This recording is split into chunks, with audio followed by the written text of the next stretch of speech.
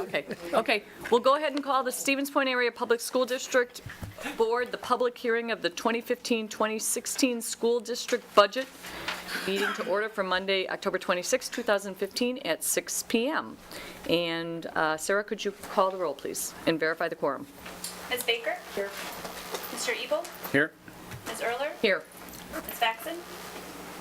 On her way. Ms. Baxton is on her way. She had a work commitment, so she will be a little late this evening. Mr. Levin? Here. Ms. Rano? Here. Ms. Scott? Here. Ms. Sherrick? Here. Ms. Totten? Here. You have 8 members present and you have a quorum. Okay, moving on to item 3, approval of the agenda. Could I have a motion to approve the agenda? Move for approval as printed. Second. Any discussion? Sarah, could you call the roll, please? Mr. Levin? Yes. Ms. Sherrick? The agenda. Just say yes. Do you approve I can come back to you. No. This is just this. Ms. Totten? Yeah, that's yes. Ms. Baker? Yes. Mr. Ebel? Yes. Ms. Erler? Yes. Ms. Scott? Yes. And Ms. Rano? Yes. Motion carries. Okay, so item 4, we are moving into the public hearing of the 2015-2016 school district budget. And Sarah, could you please read the notice? Notice is hereby given that at 6 p.m. on Monday, October 26, 2015, the Stevens Point Area Public School District School Board is holding a public hearing on the 2015-2016 school district budget. And I need to recuse myself, so if you could flag that. Thank you, Lisa. Yep. Okay, so we're moving into 4A, which is the presentation of the budget overview, and Tom Owens is going to be our presenter this evening. Good evening. You should all have a copy of the budget report. And I point this out because I'm going to go through a series of slides that pulls the data from this booklet. And some of the numbers are small and they're difficult to read on the screen. So you may want to refer to your booklet when you encounter the small numbers. The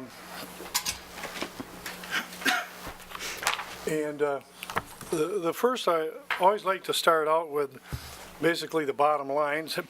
People can see the tax, the levy, all the different things at the start, and then we go through the explanation of what got us to there, and then we end in this very same spot further on down. On the left-hand side, you'll see in the first column a number of funds.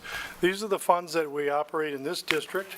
We have what every district would have, the general fund, and we operate a special projects fund, which includes special education, debt service, which is the retirement of the debt on buildings or the like, capital projects, which would be construction if we had any, we do not, food service, trust account, which includes donations, etc., as well as a long-term retirement of a health insurance trust, community services, and package and co-op programs, which in this case we don't have any. Total expenditures come to the next column. The bottom of that is $101,995,788. Revenue column and total levy column combined come out to $98,534,289. When you subtract out the exempt computer aid, we come to an actual adjusted levy of $34,595,040. That's what we'll be recommending for a levy this evening. When you look at the middle of the page, that compares the change that occurred from one levy year to the next. That amounts to 5.5%. Below that, the change in equalized value, which we'll be discussing. We grew 2.12% in our equalized value. And when you compare the levy rate calculations between the two, we have an increase of 27 cents, a new equalized levy rate of $8.38. This computes to $27 on a $100,000 house. So, looking then, this is found on page 7. This is a little easier to read in the slide, however, because the numbers can be bigger. we put this in the order of the value of the property within our district by municipality. And you see quite clearly Stevens Point comprises a little over 40% of the total equalized value of our district, so obviously it's the largest piece of the pie. But if you look at Stevens Point, Plover, and Hull, those three, in the next slide you'll see, will represent about 74% of our district. There are some interesting dynamics that you're going to see occur here as these municipalities expand and contract one year to the next. This is on a percentage basis. You see here this would be Stevens Point, Plover, and Hull, and that combined total is about 73% of the values of our district comprised just in those three municipalities. A little bit harder to see, but it's on page 9 if you need assistance. But again, keeping it in that same order, this is the change in both the percent and dollar change in equalized value from last year to this year. And it's a growth of $85.6 million in combined total. And it's interesting to see the dynamics change that has occurred in here between the percentages and the dollars, et cetera. Now, the largest dollar amount, of course, is right here with the city of Stevens Point. But because it has such a large base to begin with, the percentage change is 3.46. So in other words, what I'm saying, when I show you a percent graph, it won't appear as if it's changing as much. Because it's 55 million, you'd think it would grow more, but on a comparison basis to itself, it's about a 3.5% change. Whereas you'll see other places that they're smaller in size. Now here's the equalized value of 128 million for Carson, but its percentages is 843, even though that's only a $10 million increase. So to show you what I mean, I'll take you to the next slide. Here's the city of Stevens Point, the largest dollar increase, but not the largest percent increase, whereas Carson jumped way up here. But this gives you an idea of the fluctuation. You had Hull, Plover, Whiting, and Park Ridge all decreased in the percent of the equalized value from one year to the next. And this happens commonly. And then you see the others in their percentages as they grew here. So that's just some of the movement when I talk about a piece of the pie and then the moving parts within it, et cetera. That's what's happening. So when we issue a levy to the various municipalities, it's based on the current year's piece of the pie that each municipality has of the district. So that could be greater or less than the pie was in the previous year. And while the changes might not be monumental or great, there are some slight changes that occur from year to year. So here's a change in levy. You had a 5.5% change in levy and different distributions in the dollars. In every case except one, it went up. One municipality, Whiting, went down $3,000, and that's because its drop in equalized value relative to the other changes was great enough to put it in that negative aspect of it. So not a significant change, but still a change that shows up. And this is what it looks like when you view this on the basis of percent change in municipality. This is the negative in Whiting right here, and then a slight increase at Park Ridge. Again, that went down, and then the various ones went up. Of course, Carson, this is on a percentage basis, not a total dollar, so but on a percentage basis that went up over 10%, and Millador went up over 10%. So those two municipalities had some pretty healthy growth for themselves within their own municipality. Local sources of revenue, I'm only looking at the general fund. This is on page 5. You'll see that we get 45% of our revenue from local sources, which is primarily taxes, and then we get another 49% over here from our state sources. And the combined aspect of that, obviously, we're getting up in the 94%. That pretty much identifies where our revenue comes from general aid, and for the most part general aid and property taxes. This takes, which is on page 12, that takes that breakout of the major sources of revenue, which is called a source, and then it breaks it out in a little bit more detail so that you can see some of the fine components of that. And for example, I just need to catch up to you too, because that's small print. For example, you can see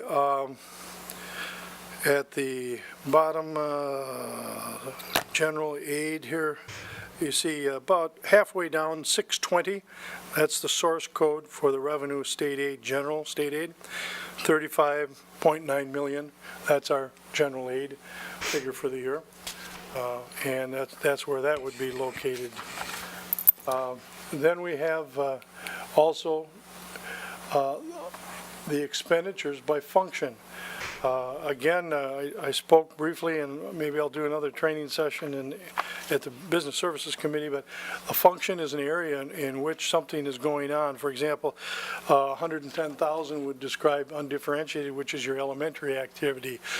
We don't differentiate social studies from math, from language, arts, or English at the elementary level. It's all combined as 110,000. But when you get to the secondary level, you get into the regular curriculum, the 120,000, those are broken out into things like 121 ag, 122 English, 123 foreign language, 122 English, I said foreign language, and then math. Some people don't realize this, but the order of those things is actually alphabetical. 121, 122, 123, 124 goes from agriculture to 122 English, and then foreign language, and if you just think of it, it'll go right through those. And then it goes through the others, 130s. The important thing to realize is the 100,000 function and all the subunits of that pertain to teachers and students in a classroom, one-on-one. It's the direct interaction. So all things that go on with respect to that are related to the students. The things in the 200,000 function are things that directly support that, and that could be pupil services, and that would be things like social workers or instruction, and then you get into building administration, 240,000, that's the principal's office, this type of thing. And then 300,000 is community services, lightly used in this district. And then you get into the 400,000, which involves interfund transfers, et cetera. Speaking of interfund transfer, this number right there, it's 410,000 is the function, and the amount is 8.7 million. That is the transfer from the general fund to the special education fund. It represents what the local share is of the cost of special education. So there's a separate fund that sits out here that's just special ed, and it gets money from the federal government, it gets money from the state government, et cetera. But those sources of revenue are not enough to cover the cost of that program. So the general fund transfers money to that fund to balance it to zero. It always ends in zero. And that's what that dollar amount is. You'll look at the revenue side, you'll see a corresponding dollar amount called transfer in on the preceding page. If you go back to that revenue page, 12, you'll see near the top a transfer in, and it'll match that same amount. And that represents the local cost of special education. So that's just a little more detail for you as you go through the budget. Then if you look at page 13, another way to break out the information is by major objects, salaries, benefits, purchase services, and the like. So the way to think of this, for example, is if you had a pencil, that is an object. It happens to be a general supply item, so that would be a 411. It'd fall under non-capital objects, the 400. And if you use that in the elementary school, that would be 411, 110,000. If you use that in English, it'd be 411, 122,000, et cetera. And then, of course, it depends if it's in the general fund, it would be 10. Then there would be some location number that would describe if it's elementary school, secondary school, or whatnot, and then the object and function. So that's how that fits together as you work through these. The next slide takes a look at what our enrollment's been like over the years. And as you can see, this goes back all the way to 1991 at the beginning here. And I kept those old years in there because I think it adds perspective to what's been going on. We had trends where we were up here quite high, around 8,500 students. We dropped down now to where we're coasting along here at about 7,500 students. We've been in this area here since roughly 2007, 2008. Quite a while we've been coasting right along here. We do not have a trend. This is a trend, 3 or more years of any one direction. This was a trend here, and this is a trend. Since then, in all those years, we've never hit a trend. We've gone 2 years of up, 2 years of down, 2 years of up, 1 down, 1 up, 2 down. We don't know what happens. If next year we go down again, then we have the start of a trend. Now, whether that continues to trend downward or not, we'll have to see. But it's been up, down since right here, 2006, 2007. So the only thing we can kind of surmise from this is it appears that given some kind of odd change in one direction or another, we probably will continue to stay right around 7,500 students. I said 74, I meant 7,500 students, right around in that area, 74, 7,500. There aren't any indications at this point that that'll change. Again, if the economy starts to pick up more, if we get more building permits, more subdivisions come in, et cetera, businesses open or a plant opens or something like that, of course, that would start to herald a potential increase in enrollment, et cetera. But because you build a house does not necessarily anymore mean that there are going to be children in that house. We don't know. And you can't go by birth records anymore because of the mobility of the society. A lot of times the people born in these hospitals don't even live in this community, and if they are born here, they may live here 1 or 2 years and move and never reach kindergarten. So it's not like it was in the older days.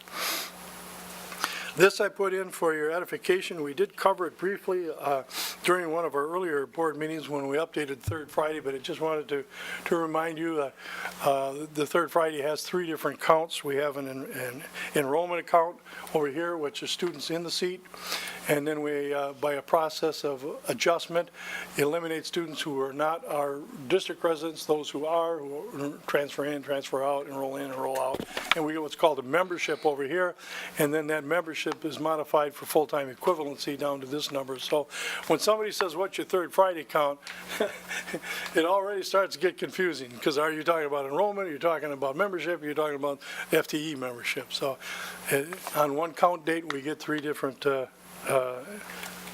important numbers. This is an update for you folks. Bill and I spent some time speaking with DPI about this a couple weeks ago, a week and a half ago. And we learned some new things. This is right out of a report that we received from the DPI. I have the numbers for every district in the state, but we talked about the Wisconsin Private School Choice Program and how that was going to work. We did find out some additional information. The way this is going to work on a continuing basis now is they will determine what amount of money we are to put in our revenue limit exemption. In this case, it's $361,721. That has to be included in this levy. Then what will happen is later in this year, this is an estimated number at this point, but it's fairly close, 291,000, 292,000, somewhere around there, will be withheld from our state aids in June in our final payment. And that money, however they're doing it mechanically at the state level, will find its way to the private schools where these voucher students are attending. And by that I mean within our own district. And the only school is the Catholic school system. So this $292,000 will go to the Catholic school system. $70,000 remains with the school district. So initially, we were unsure of how this was going to affect us because we only had partial wording, and I tried to keep you apprised of where we were, and now this is a further update. So it looks like, with respect to impacting on our budget, as a pure mechanical and financial aspect, it will not harm us. In fact, it helps us to the degree that we come out $70,000 ahead on this arrangement. We are the middleman, and apparently they leave a little money on the table for us. But what happens is that this 361 is a direct tax on the taxpayers. So this 361,000 goes to the taxpayers. 70,000 roughly is kept by the school district, the public school district. 291,000 or 292,000, whatever the number finally is an amount that's going to go to the Catholic school system. So I just wanted to keep you apprised of how that's going. Because of the time, I'm not going to go through the details of this revenue limit worksheet. It's in the booklet, or no, it's not in the booklet, excuse me. You can get a copy of this. We'll make it available. It might even be it's on the website. If it's not, we can put it there. But this just shows the breakout of the prior year's revenue limit, the 3-year rolling averages showing the counts, the change in enrollment. We went down, so we have a revenue limit exemption there. And then we go through our process of our calculations. The increase in the levy can be seen quite clearly in looking at some of these numbers because we have a revenue limit exemption located in this area right here of $333,000 because of the fact that our revenue limit has to be at least equal to what the prior year was, so it had to be increased by that to get to that point, because we didn't get any money additional from the state, and the revenue limit did not increase. So, and then we had $245,000 right here in prior year carryover, or excuse me, I read the wrong line, transfer service. Then down here, in declining enrollment, that's a result of the year's 3-year average change. We actually did decline by 36 students on that calculation, which generated 333,800 and some change. And then we had the 691,000 right here, which is from energy efficiency exemption. So you combine those things, et cetera, and you'll get to the increase in the levy pretty fast. The next thing on the sheet is, this is the TIF data. I thought you'd find it interesting also to kind of see how that looks. So far, the data is revenue limit. I beg your pardon. I got the wrong one. This is not revenue. This is revenue limit authority, not TIF. Similar charts to me, and I got confused. So, this is. I frequently get asked the question: Do we levy to the max? And the answer is yes. We levy everything we can because we need every penny we can get, and we have been doing that. Actually, that's been going on since 2006. There were 3 years in there where this district had some activity dealing with a non-referendum. Non-recurring referendum debt, and they did not use that authority in those 3 years. Otherwise, we've been using it completely. This year here, where you see a 9145, that's one student. We had a one student adjustment in our pupil count during the audit, and this represents a couple of students back at that point as an adjustment, as would this and this those have been adjustments. So we do meet the limit when we do levy, so wanted to point that out also. And this is just some reconciliation to show the differences between the two budget years and how we get to where we're at. And that would show that in local sources we had about the revenue limit increased about 1.4 million. That includes the tax levy, equalization aid, and exempt computer aid. We had enrollment, open enrollment revenue increase of about 250,000. Of course, that can change. We'll have to see what happens. We had next big change was down, not a real big one, but down in other financing sources. The item C, bus capital leases and payoff of some older buses occurred. And then as we drop down into the expenditure side, under salaries, of course, we had wage and benefit increases due to wage settlements. So both salaries and employee benefits had increases, significant increases there. And then purchase services, there are a number of decreases that occurred there. Life Skills Center was removed, the construction there, $858,000. Plover Whiting, the project there for $275 was removed because those were completed. That was the sprinkler system. The building and safety security is removed because those were completed, et cetera. The private school voucher expense was added in. And then next line below, under non-capital item, we had our energy exemption items for IT was put in there, and then finally down in operating transfers because of the salary and benefit settlements that occurred for employees and the teachers. That obviously increased the 27 fund, so the transfer out of the 10 fund to the 27 fund went up accordingly to help offset the expenses of salaries and benefits. So when you throw all of that together, we wind up, as I said, we'd be right back at this spot. And what we'll be doing at the board meeting is recommending the budget approval at 100 and just under 102 million, with revenue of 98 million, 98.5 million, a levy of 34.6, almost 34.6 million, and a levy rate of that will result in a levy rate of 838. Subject to your questions.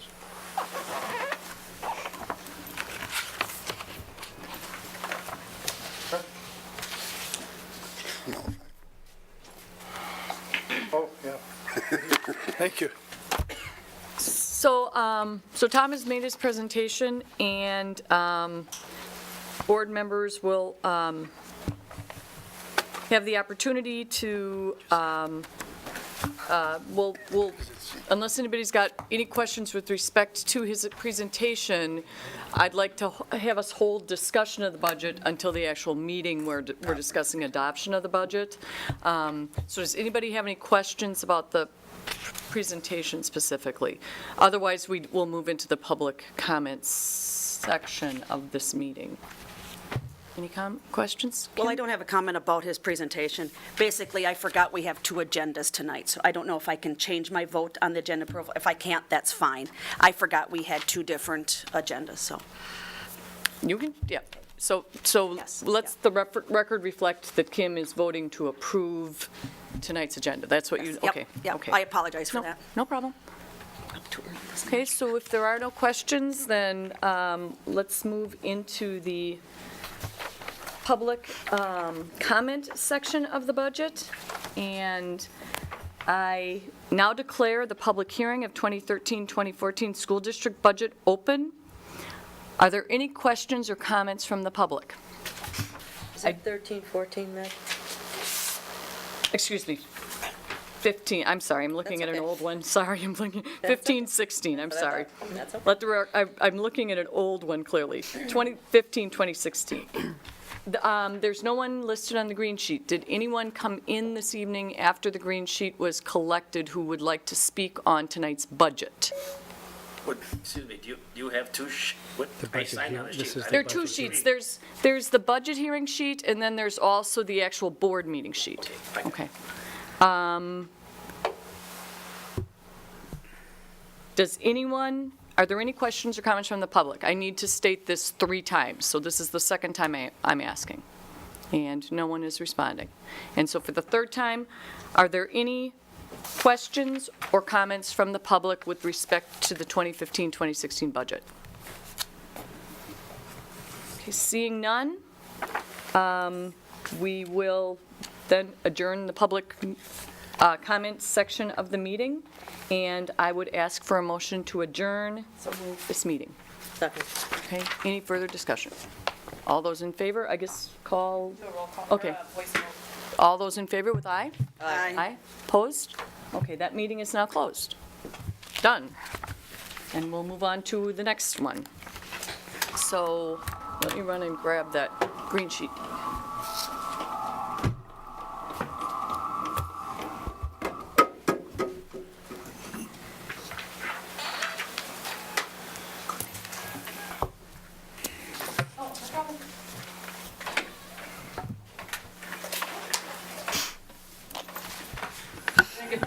2 minutes. She's got to go grab her glasses from the car.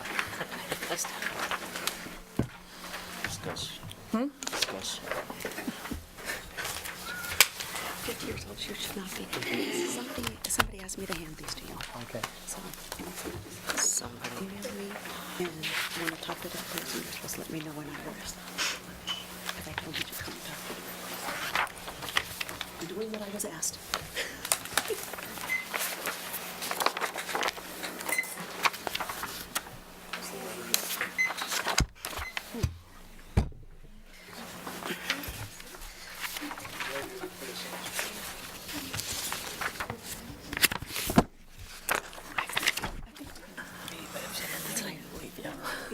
Yeah, I forgot we had, when I was looking through it today, coming back from Minnesota, and that's why I said I couldn't find that other.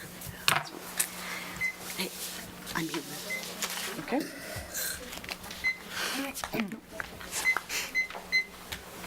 You ready? Okay.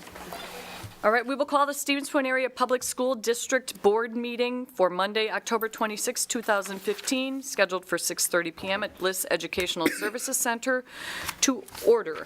And I would ask Sarah to do the roll call and verification of quorum.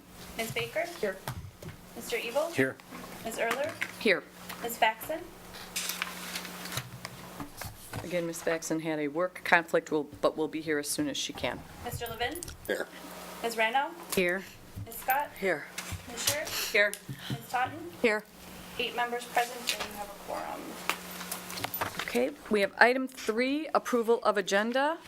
I would ask for a friendly amendment with respect to item E1A. There was some confusion with respect to the material and the item, and so we are going to, there's no time 8E? issue with it. E1A. The 8E1A, thanks, Lisa, yeah. The 2.02 attendance, and that will be going on the first regular board meeting for November. So I would ask a friendly amendment with respect to that.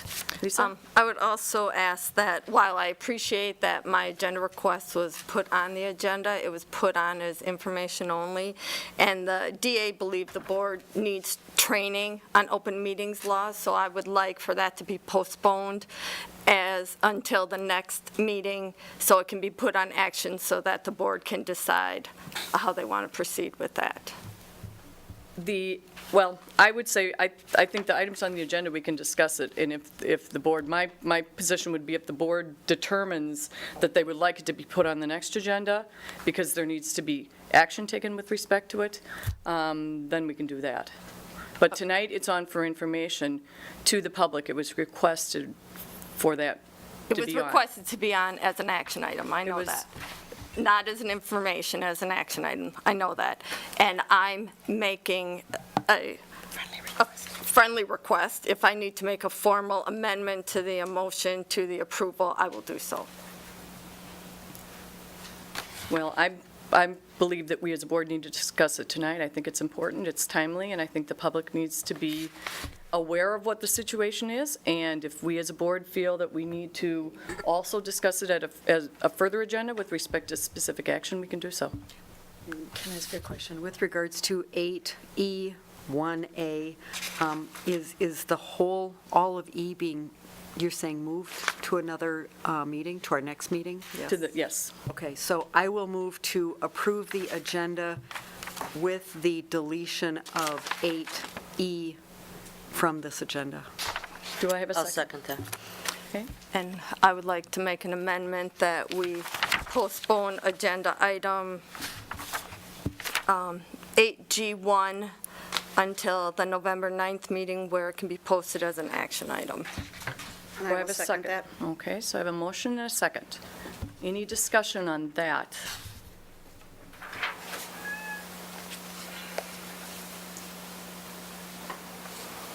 Okay, so we will take a vote on Lisa's amendment. Ms. Baker? No.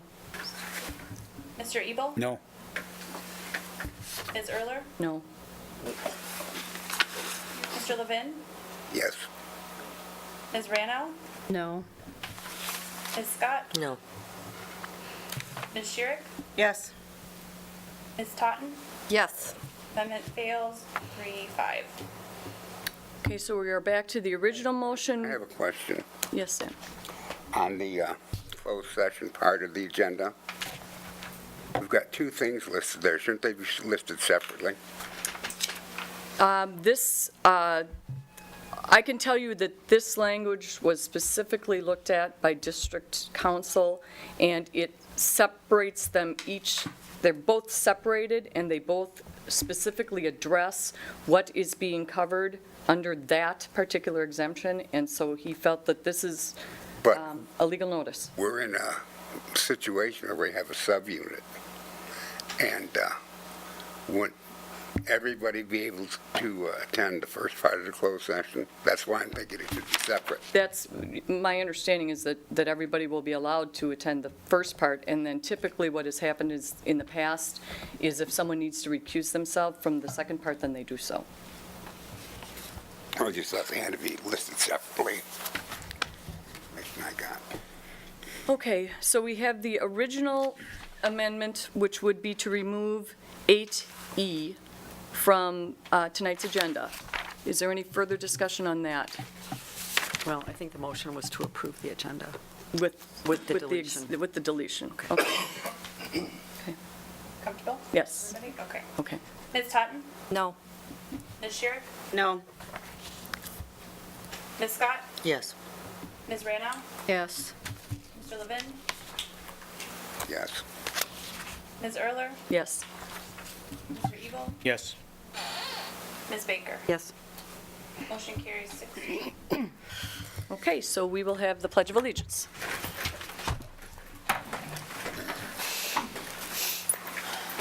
I pledge allegiance to the flag of the United States of America and to the republic for which it stands, one nation, under God, indivisible, with liberty and justice for all. Okay, so we will move into 5, which is public comments, and I have our green sheet, and we have 2 individuals. Sam Levine, you're the first one, so would you like to go first? Sure. Most certainly would.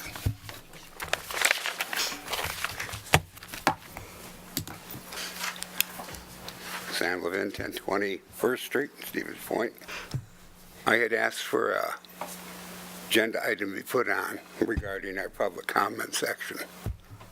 I have gone through and I have found a number of court cases of which I've sent copies to Dr. Bush and Meg that say that you cannot, you can control the time of the public comment, but you cannot control the content. And these court cases come right out and say criticizing board members or criticizing members is allowed because it's free speech. I myself would, sitting here, if somebody came up and said, Sam, you're doing a lousy job, you shouldn't have voted that way, I don't think you belong on there, this and that. I put myself out to be in public office, I have to take it. That's part of it. And at the end of it, you say, thank you, I'll take that under advisement in my future votes. That's the end of it. But there's a number of cases that cite that you can do just about anything during your public comment, including the guy, and I forgot what state it was, and I don't want to go through all this, that wore a ninja mask to a meeting during public comments. They threw him out. He filed a case, and the court sided with him and said he was expressing himself. I'm asking, there is a limit, I agree. I am asking not for this whole thing to be overturned, although I think it should be. I think it needs to be looked at legally and not just by our legal authority. But we need another second opinion on it. I asked for a little leniency from the chair on public comments for people. Once we open this meeting to public comment, it becomes a public meeting. It's not just a board meeting. That's also stated in the court records. And in the name, it says public school district. The public should have the ability to get up here and say what they want to say. And as long as it doesn't go way overboard, I'm just asking for a little leniency in that for the public. I really think that we need to hear what they've got to say. Thank you. Thank you, Sam. Okay, Reed Rashelo.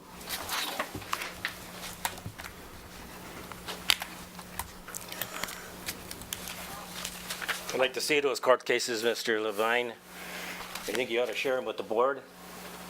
If they are what I think they would be, I agree with you. This school board controls, I can go to a county board meeting, you know, you can't swear, but you can tell them that you don't like what Patty Dryer's doing or Phil Eidswog's doing or anything else. I go to a city council meeting and I don't tell them what Andrew Halverson's doing or whatever. They allow it. Here, you can't even mention somebody's name unless you say something good about them. So I think you should share that with I'll be asking, would you share it with me, and make sure you share it with the board. Okay, in the newspaper, Stevens Point Journal had a comment here about your agenda item today, which is kind of surprising because it did say information only, which is surprising to me, but you're saying that you can make a decision on it, so, okay.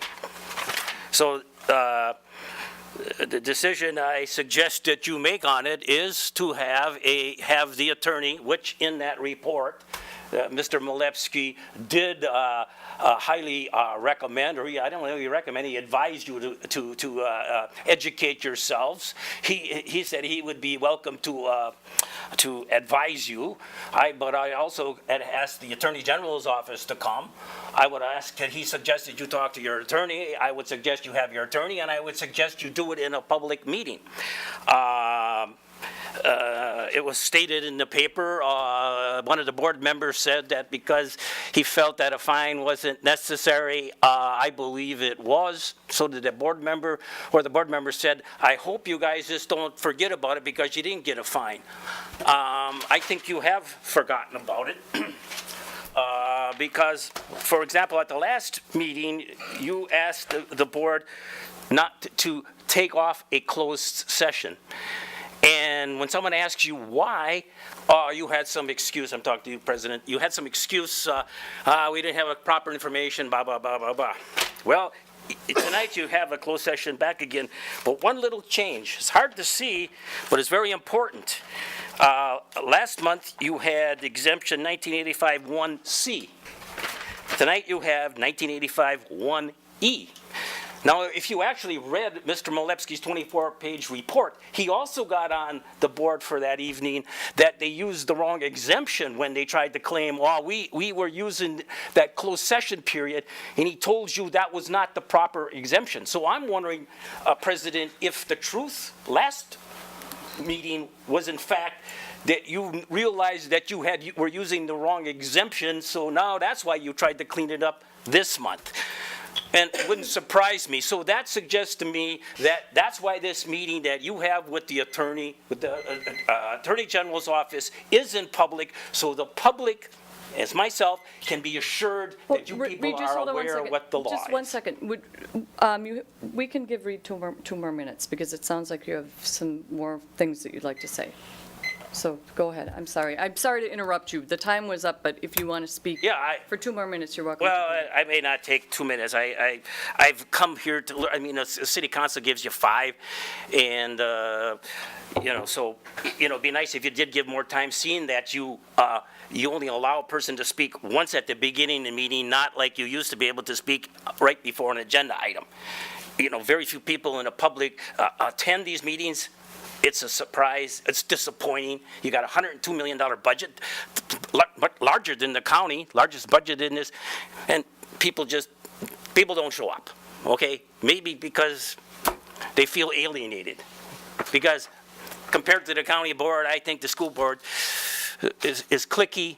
It's got elitists who believe they can do certain things, and I think that's why you got into trouble with that open meeting. I think people on the school board, not all, believe they can just do whatever they want to do. And you can't. And that's been told to you. And I expect, or I hope that some of you board members will be demanding a public session on it, and that this won't happen, because I have been coming here for years. I took a break here for a while, because, and this was not uncommon for this board, the new superintendent, to go into closed sessions for 3 hours.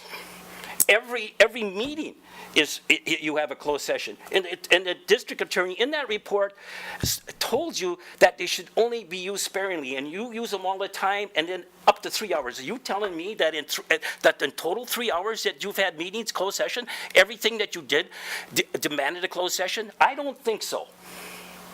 And that's what's wrong that I've found in the years that I've come here. I believe that that's where most of the legislation is done on the school board, in closed sessions, or by email or private phone, because people have their minds made up well before the meetings, at least a certain bunch here. And I hope, new superintendent, I've heard good things about you. I hope you advise this board to clean up their act. Thank you. Thank you, Reed. Is there anybody else here this evening who came after the green sheet and would like to speak to the board for public comments? Seeing no one, we will move into item 7, which is the consent agenda, and that is the minutes from the October 12th, 2015 regular October board meeting. Move for approval. Do I have a second? I'll second it, but there is a typo, and I don't know what the right, correct answer is, but G2, it says there, it was moved and seconded by Totten and Schurig to accept the working calendar draft as presented.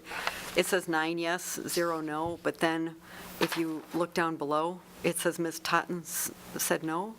There's 2 that say no, so it should be 7-2 or 9-0. I don't know, I didn't go back and watch the tape to see Oh, I see, yeah. what the correct answer is, but My recollection is it was a unanimous vote. It Yes. was a 9-0 vote. So I think that the no's from the superintendent search carried over. So you'd like to make that They should amendment both be to yes. change those to yes? yes. Okay. And I'll second. You'll Yes. change your, okay.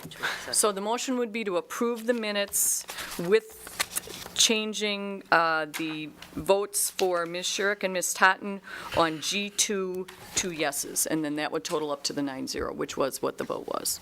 Correct. Any further comments on that? Sarah, could you call the roll, please? Ms. Baker? Yes. Mr. Ebel? Yes. Ms. Erler? Yes. Mr. Levin? Yes. Ms. Rano? Yes. Ms. Scott? Yes. Ms. Schurig? Yes. Ms. Totten?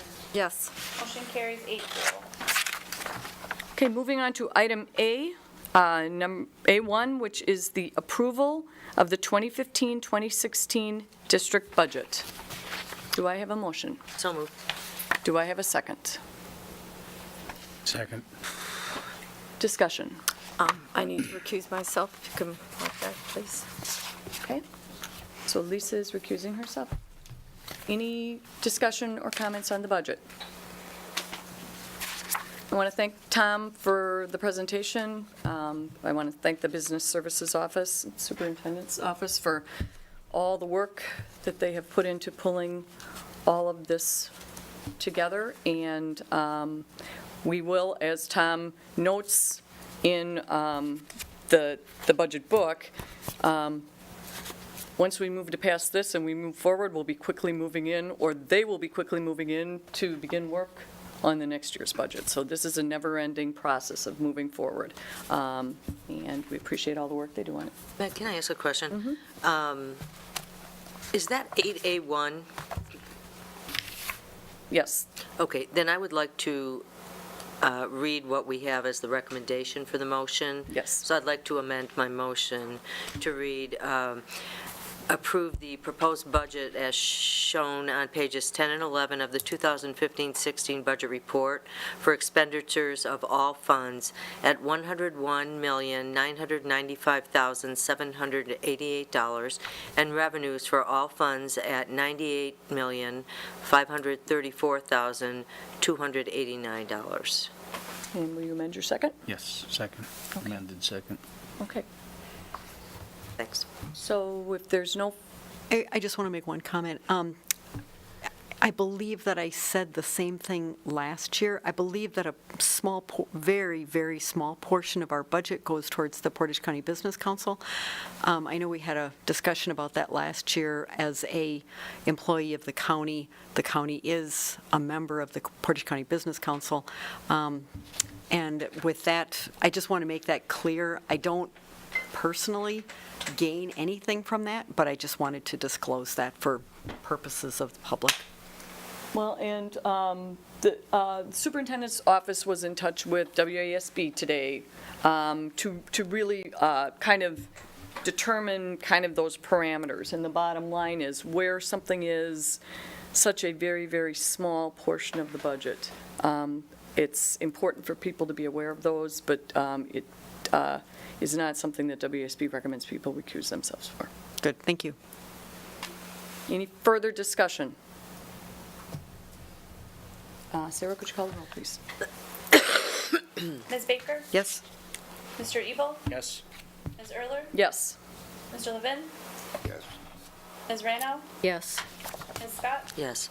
Ms. Sherrick? Yes. Ms. Totten? Has recused Oh, herself. sorry. She's recused herself. Motion carries 7-0. Okay, moving on to item 8A2, approval of the 2015-2016 district levy. And that would be a motion to approve the 2015-16 levy at $34,595,040. So moved. Do I have a second? Second. Discussion. There is no discussion, so if you could call the roll, please. Ms. Sherrick? Yes. Ms. Scott? Yes. Ms. Rano? Yes. Mr. Levin? Yes. Ms. Erler? Yes. Mr. Ebel? Yes.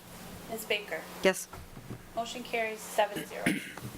Item 8A3, private school choice update.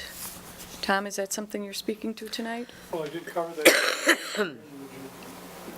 Can't really add any more to that. Does anyone have any questions or comments? I think the important thing for the public to be aware of is that because of the new law change, there is a portion of the levy, in addition to the levy, that will ultimately be covering the costs of students within our district who are choosing to use choice vouchers to attend a private school. We as a district, as Tom pointed out, at least in this first year, will actually see an addition to our budget of about $70,000, but ultimately our local taxpayers will be paying additional, they will be levied additional taxes to support those vouchers. I think that's the important thing that we're all aware of. I want to make sure that's, okay. Are there any further comments or questions on that? If I could just Sure, make one, sure. and I just want to be really clear so I understand this. The additional amount that our district's taxpayers are being levied to support the school choice program is $361,721. Is that the right number? Yes, local taxpayers will be levied $361,721 to support the voucher program in this district. Just our district, Yeah, good, just to the Catholic schools, because they're the only ones that qualified for the, good, thank you. Or, Meg, is that okay? Will that show any differently on our tax bill? Will there be any separation? It'll be exactly the same? It's not just- to my knowledge. Okay. I Just mean, the I district- don't see the drafts of what the municipalities do for Okay. their tax bill, so I can't say with certainty. Okay. I've not seen anything in the statute, nor have I heard of any. It's possible, but I'm not aware of that. And I can check with Sure. them. I just wondered. We don't know the exact number of students because of the difference in how Yes. the payment. 45. They've given us a total, but we don't know the breakout right now. There's a slightly larger amount for secondary schools, senior high students than there are for the elementary.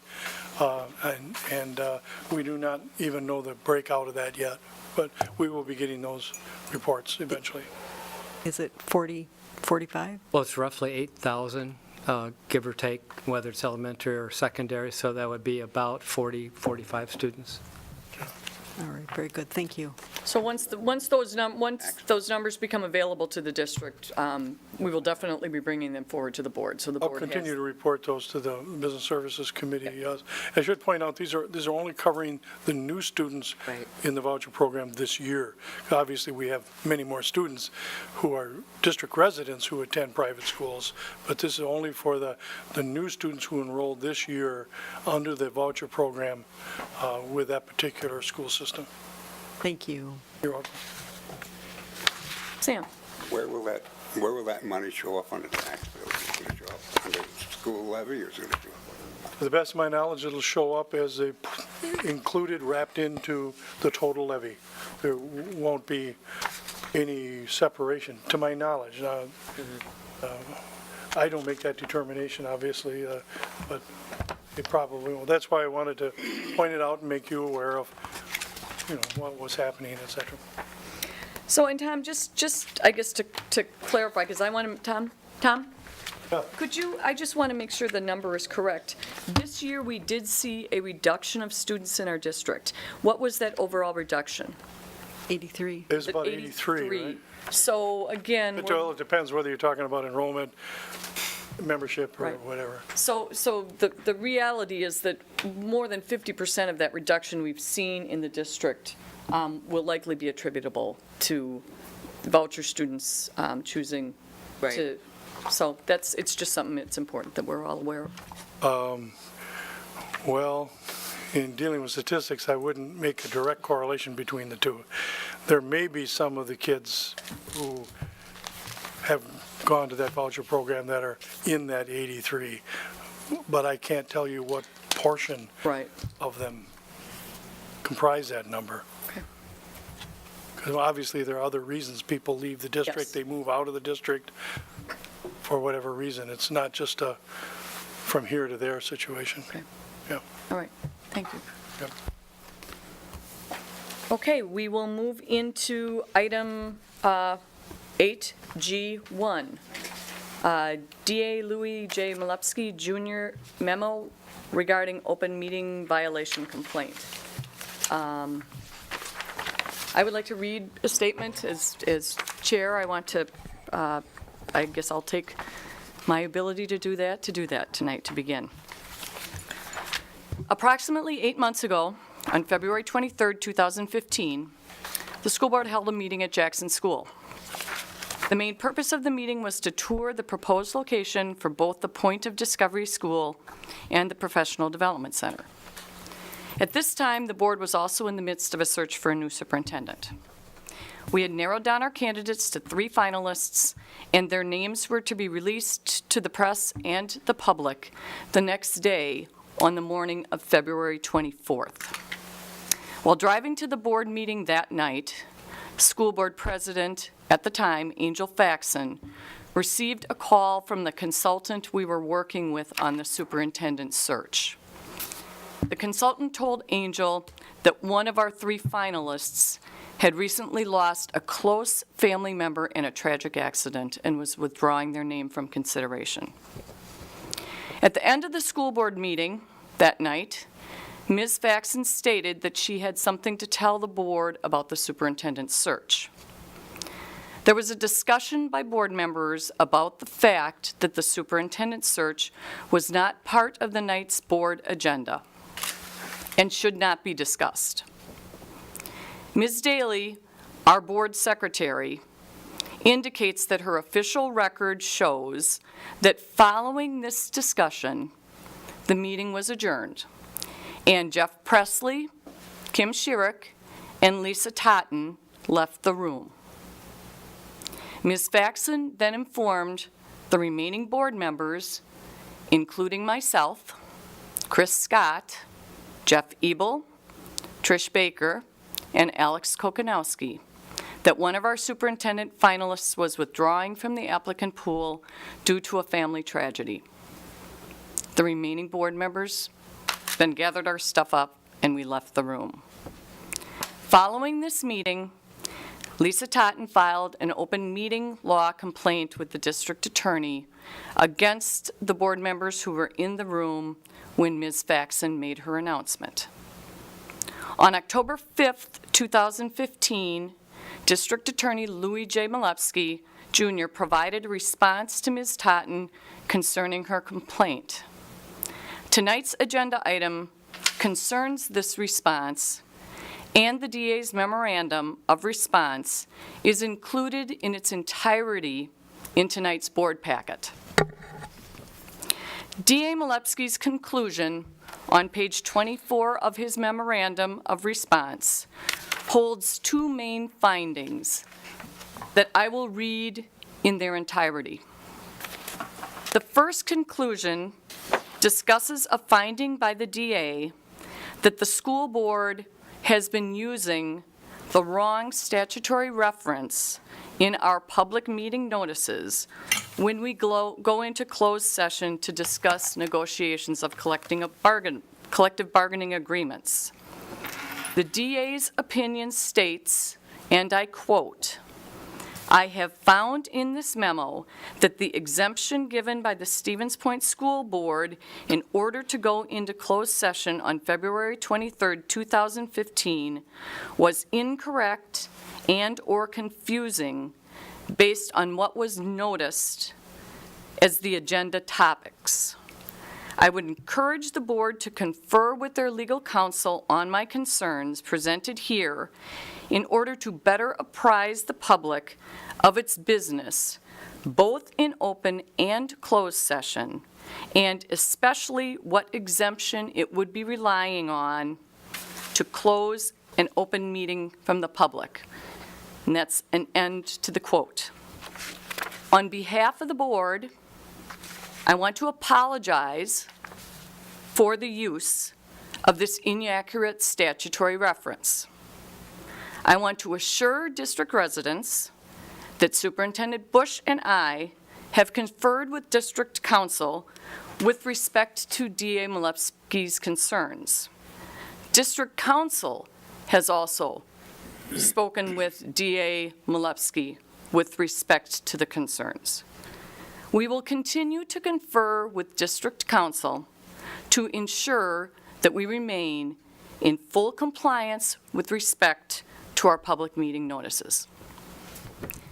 DA Malewski's second conclusion discusses his response to Ms. Totten's request for him to file a forfeiture complaint against those members of the school board present at the time Ms. Faxon made her announcement that had not been part of the agenda. The DA's opinion states, and I quote, "Finally, I have considered whether or not there is satisfactory evidence to seek and legal merit to file a forfeiture complaint pursuant to Wisconsin Statute 1996 against members of the Stevens Point School Board, as your complaint, Ms. Totten, requested I do." Based on the complete investigative file, my legal research, and in the interest of seeking compliance with the open meeting law through education and cooperation with all government boards, I do not believe your remedy of filing a forfeiture action against your fellow school board members is warranted based on the complete investigative files and the statements of the board members themselves. As I have discussed, there is disagreement when and how the non-agenda item was brought before the school board, and potentially whether the members singled out by you, quote, knowingly, quote, violated the open meeting law. I believe that further education concerning the open meeting law by the board and attention to detail in the board's notices is a better place to focus the contemplation that this allegation has elicited. I highly encourage the board to engage their legal counsel on your complaint, Ms. Totten, and my conclusions made within this memo.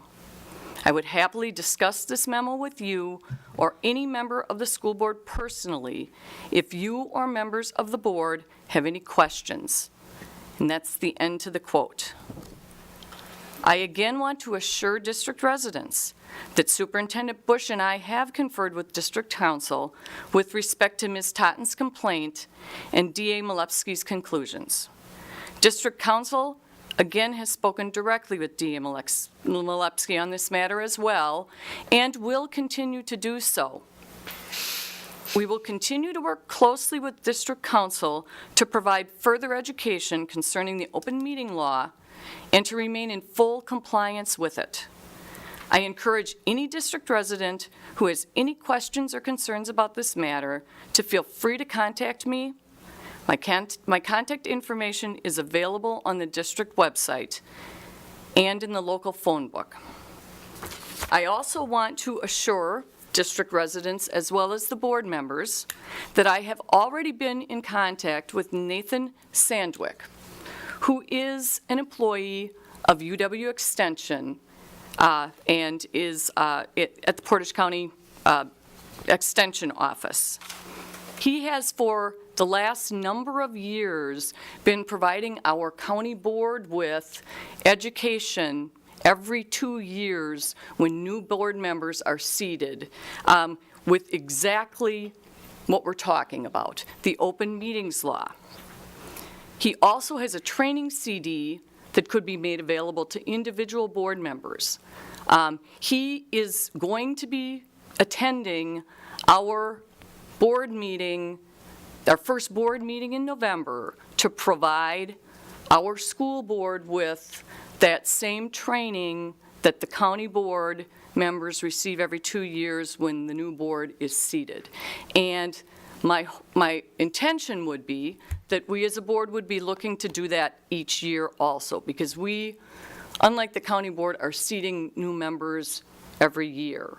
Again, it is our intent to remain in full compliance with the law, and we will be working with experts within our area that can provide information to us, as well as our district council, to ensure we're doing so.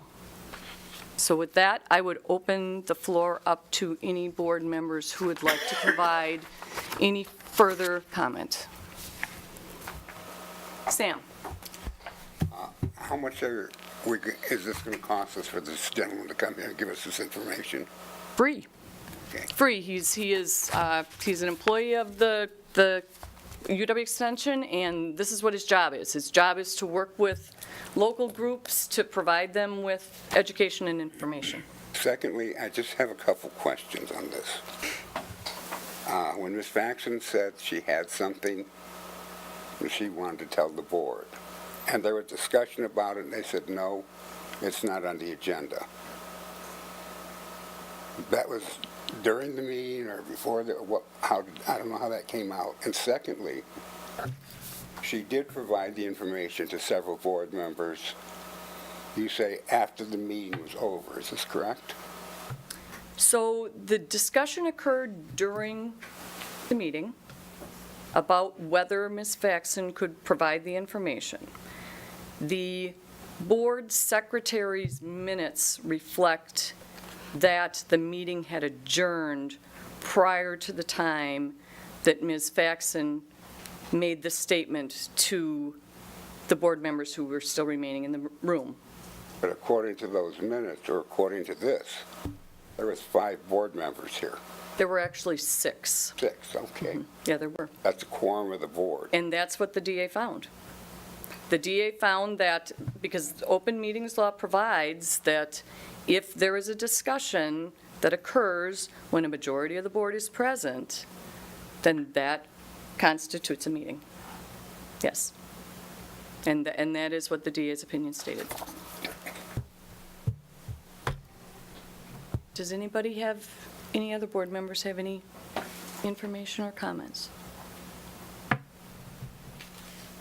Angel? I think I just want to know, and this may be a question for Nate, who's coming, what is best practice moving forward regarding something like this? Obviously I've had time to think about this and look at it, and I'm not sure what I could have done. So I would like to know what ought to be done. I know what our attorney said ought to be done. But I guess I would like to know what someone representing this sort of open meeting law thing, what we ought to do in the future. I mean, we're doing another superintendent search, so if you have information you need to give us in a timely manner, what should you do? So Nathan will be, like I said, he's planning on being here at the November board meeting. He is planning on making his presentation, and always as part of his presentation, he leaves, board members can ask any questions they might want to ask. And if he's got the information, he'll provide it to us. If he needs to take a look at it and provide it to us in future, he will do so. So there will be the opportunity for board members to ask questions on maybe best practices with respect to specific situations. And I want to thank him. He actually reached out to me. He gave me a call, I think the morning that the Journal had the article in the paper, and offered to come and provide some training, and I appreciate that he did that. Does anybody have anybody else, any other board members? Okay, seeing none, then we will move on to, I gotta find my agenda. I'm gonna grab Lee's. Oh, item G2, which is the board self-evaluation. So we, as a board, approved a self-evaluation instrument. Sarah, if she hasn't yet done so, oh, she did. So she has sent out to each of you electronically the self-evaluation instrument. We are asking that you have your response back by Tuesday morning by 8 a.m. Tuesday morning by 8 a.m. No. Tomorrow? No, a week from. A week. It's Monday, I'm like Tuesday, Oh, tomorrow morning. stay up later No, tonight. a week from Tuesday. So we have a little over, yeah, I should have clarified, November 2nd. November 2nd. Thank you. We have a week to complete that.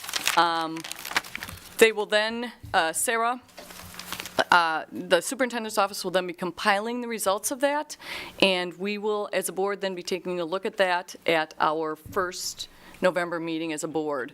I know board members talked about how we might want to take a look and maybe pull out a couple areas that we felt might need some work, and maybe pull them together and develop some strategies for how we can try to make some improvement in those areas. Does anybody have any questions about that? Okay, so we will now move into, well, next board meetings. Our next committee meetings, Business Services and Human Resources will be meeting on Monday, November 2nd. Business Services at 6:30 p.m., Human Resources Committee at 7:45 p.m., and Tuesday, November 3rd, 2015, Educational Services Committee at 6:30 p.m., Policy and Legislation Committee at 7:45 p.m., and then we'll have our regular November board meeting on Monday, November 9th, 2015 at 6:30 p.m.